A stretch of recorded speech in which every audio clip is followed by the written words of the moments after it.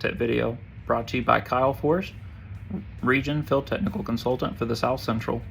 Today we're going to be discussing error code 202 and a few other codes that are associated to changing a new control board. Before we move forward, we're going to make sure the furnace is electrically safe to touch.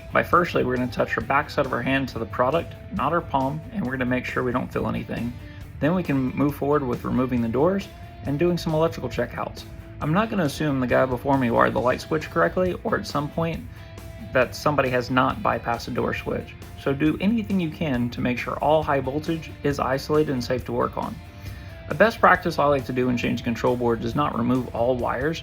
I like to remove bare minimum, just enough to get the new board in place, and then once the new board's in place, I can start transferring over the bulk of wires to the control, just 4 or 5 at a time. Don't get carried away, and if you do, always follow the wiring diagram.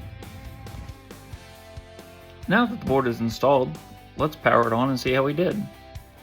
We can actually see we're populating an error code. We're getting an error code E202. If we look at the installation instructions of the service literature, it states the board's not programmed. So let's try that now.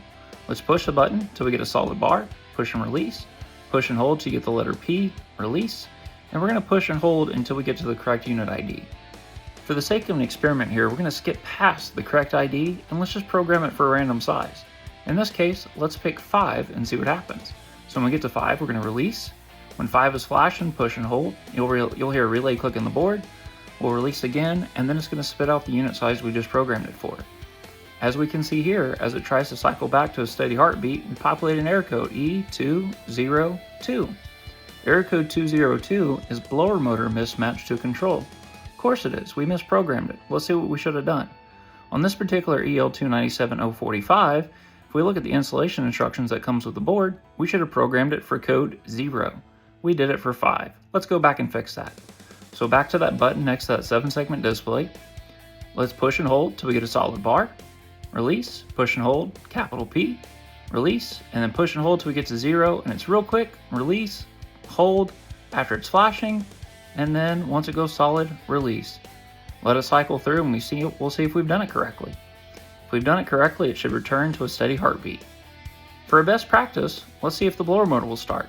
First, we're going to put our jumper on G, and then we'll put the other end of the jumper on R, just to see if we can get the blower motor to start before we put all the wiring back together. And here we go, blower motor's on and running. Next, let's remove that jumper, reinstall all the thermostat wiring to run the product, and go down to the S40 and take a look. If you program the control correctly, the model number and the original serial number, even though you've changed the furnace board, will populate to the S40 display. Good job! If you have any other questions, don't hesitate to reach out. Thank you and have a good day.